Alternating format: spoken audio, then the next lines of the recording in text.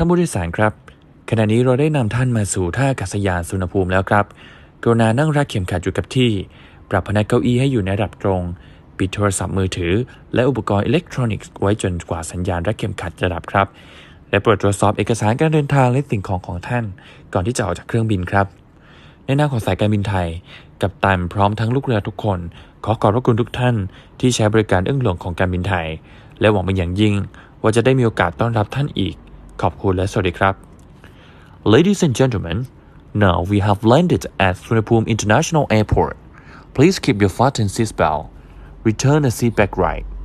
Open your window shade and turn off your mobile phone and electronic devices until the fasten sign has been turned off. Please check your personal belongings and travel documentary before you leave the aircraft. On behalf of Thai Airways International, Captain, and together with our